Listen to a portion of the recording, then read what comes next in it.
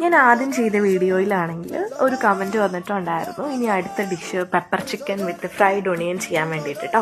അപ്പോൾ അതാണ് നമ്മൾ ഇന്നിവിടെ ചെയ്യാനായിട്ട് പോകുന്നത്. അപ്പോൾ അതിന് നമ്മൾ പാൻ വെച്ചിട്ട് ആദ്യം നമ്മൾ കുറച്ച് ഇഞ്ചി വെളുത്തുള്ളി പേസ്റ്റാണ് ഞാൻ ഇട്ടത്.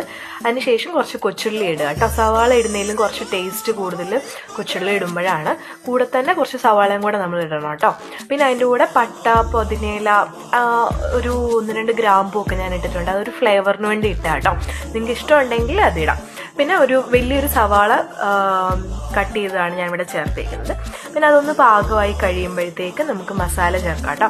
ഇതിനധികം മസാലയോ കാര്യങ്ങളോ ഒന്നും വേണ്ട. പെപ്പർ ചിക്കൻ ആയതുകൊണ്ട് തന്നെ കുറച്ച് മഞ്ഞൾപ്പൊടി നമ്മൾ ഇടണം. പിന്നെ ഞാൻ ഇട്ടേക്കുന്നത് എന്താണെന്ന് വെച്ചാൽ ജീരകമാണ്. പെരുംജീരകവും നമ്മുടെ നോർമൽ ജീരകവും നമ്മൾ പൊടിച്ചെടുത്തതാണ്. അപ്പോൾ ആ ജീരകം പൊടിച്ചതിടുക.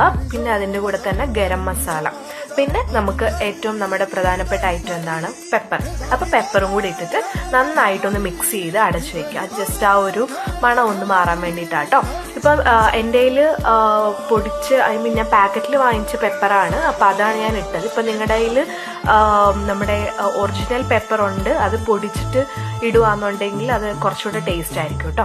പിന്നെ ചിക്കൻ ഇട്ട് അതൊന്ന് ഇളക്കിയതിന് ശേഷം അടച്ചു വയ്ക്കാം. നമ്മൾ വെള്ളം ഒഴിക്കേണ്ട ആവശ്യമില്ല. ഇപ്പം നിങ്ങൾക്ക് കുറച്ച് ഗ്രേവി വേണമെന്നുണ്ടെങ്കിൽ കുറച്ച് വെള്ളം ഒഴിച്ചിട്ട് ഒന്ന് വേവിച്ചെടുക്കാം. പിന്നെ കുറച്ച് കറിവേപ്പിലയും മല്ലിയിലയും കൂടി ഇട്ടിട്ട് ഒന്ന് വേവിച്ചെടുക്കാം. അതിനുശേഷം കുറച്ച് ഗരം മസാലയും കൂടി ഇട്ട് കഴിഞ്ഞാൽ നമ്മുടെ ചിക്കൻ ഇവിടെ റെഡി ആയിട്ടുണ്ട്. ഇനി നമുക്ക് ഗാർണിഷിന് വേണ്ടി കുറച്ച് മല്ലിയിലയും കൂടെ മുകളിൽ ഇട്ട് കൊടുക്കാം. പിന്നെ നമ്മൾ വറുത്ത് വെച്ച ഫ്രൈഡ് ഓണിയനും കൂടെ ആഡ് ചെയ്തിട്ട് കഴിക്കുകയാണെങ്കിൽ സൂപ്പർ ടേസ്റ്റാണ് കേട്ടോ.